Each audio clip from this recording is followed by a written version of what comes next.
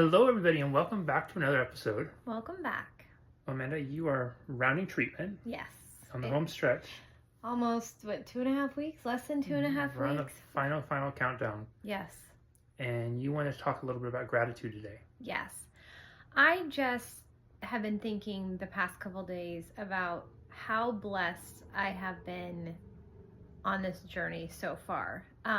With my providers, with my surgeon, just with the team of people that I have encountered over the past almost 9 months. And just how absolutely blessed I feel in my life. I know some of it has got off to a little bit of a rocky start. There has been questions with some of my providers, which I feel like is just so normal, and I'm just really, really thankful for them. For another support team that I had was people at Cottage Hospital who became really good friends of mine. My speech therapist who I'm not her client anymore, and she still came by and just wanted to see how I was doing. It was just a quick, hey, good to see you, you look really great. And then just the beautiful souls that I have in my life, Brooklyn, who's my hairdresser and also a very good friend of mine. And the amount of care and love that goes into me specifically, and how loving she is. And then my friend Tara, who I went to high school with, and she owns the gyms that I go to. I haven't been to for a little while, but I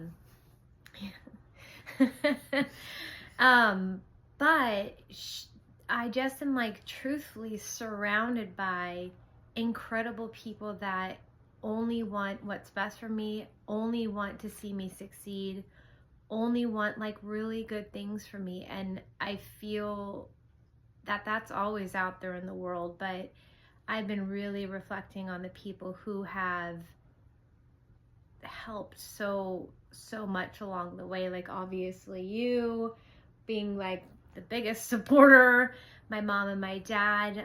I have seen my mom and my dad more times since my diagnosis than probably in the past 25 years. We're kind of like that family that sees each other on Christmas. But just the gratitude and being so thankful to be in the right hands for me, and people who we've had our disagreements for sure, absolutely.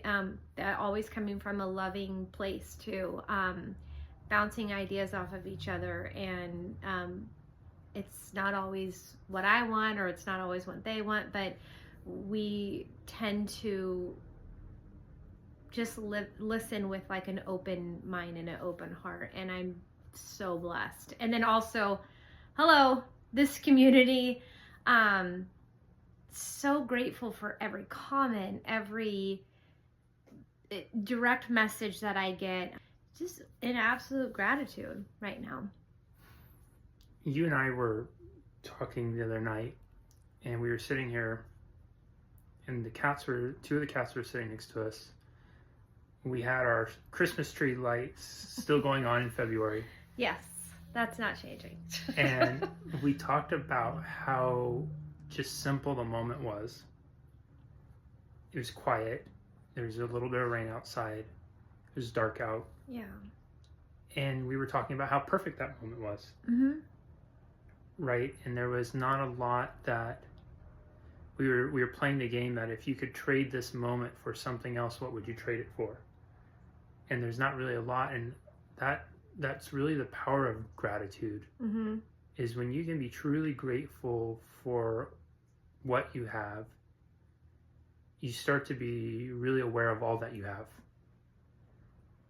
It takes, sometimes many people go through their whole lives never realizing that, because we live our life comparing ourselves to others. I remember one of your words of wisdom you said in those early post-biopsy moments of lucidity.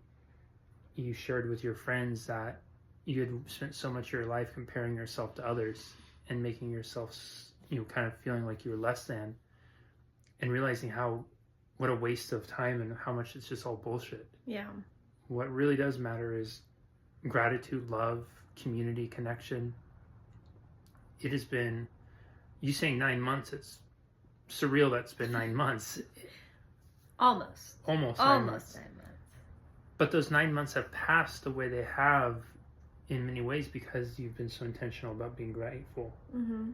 And as you've been more grateful and as you've been more loving through it, I think more people have just leaned into that love with you. And it's really been a beautiful thing to watch you experience that with people, to share that with others, to see the love coming from all of you to Amanda and to myself too. So yeah, gratitude. There's always something to be grateful for. And I also, talking about that day with the cats, is ever since I was diagnosed, truth be told, funny story, I have been to San Francisco for my MRIs. I have been to Tracy's house, which is in Santa Barbara, and I've been home. So it's not like I'm doing these elaborate, glamorous, things right now. And I have just been so content with not going out to eat, because I haven't gone out to eat yet, but having dinner at Tracy's house. We do something called family dinner, and it's where we all Jesse pretty much cooks the meals, and then we just go around talking about how thankful we are for each other. And there's, aside from the groceries, there's no spending money or doing all these things, like being home with the cats or just being home by myself. I am just so thankful that I have another day. And then going to San Francisco, it's always such a homecoming because I get to see one of my best friends since third grade. And it's just been really incredible because I've realized I don't need a lot of stuff to be truly happy. Yeah. And content, friendships and all the things. Except you have been buying a lot of cozies. I haven't been buying any cozies. Because you bought out all of Costco's collection of cozies, Amanda. I love pajamas now. And I never thought I was going to be this person. As much as she said she doesn't need a lot of stuff, she death cleaned and got rid of half her closet, and she's replenished all that she got rid of with cozies. Okay, first of all, you and Jamie both told me I am not allowed to buy cozies anymore, and I haven't. Because you bought out the collection, and you haven't wanted to go in there because you didn't want to go around germs. But as soon as you go in there and you see that there's new cozies in there, I want to sniff them. Remember the other day when we had to run through there really quick, and I said we didn't have a lot of time because we were getting ready for Royal Rumble, and you literally an addict sniffed out the cozies, and then you go wander over there and you're starting to pick them up and rub it on them. And Amanda, we don't have time for this. We gotta get to Royal Rumble. So we'll see how that holds up. But we'll wrap this up because we gotta take you to your hand specialist. So. And I'm gonna, not really go back to work, but you will save that for another one. So 2 things really quick. Number 1, if there's people that you love in your life, you don't need to see them you don't need to wait until a cancer diagnosis to prioritize time with them, especially if you're going to make space for, reducing life burden stuff, all the other things. Fill that time with community and connection. It really has been enriching to Amanda. It's been incredible to watch that transformation with her.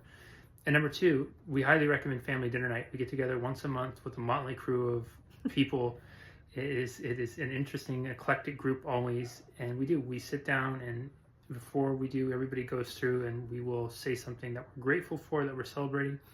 Or if it is somebody's birthday in the group, we will go around and then do gratitude, but also acknowledge the person and what they mean. And it's an easy to replicate in your home. We highly recommend it.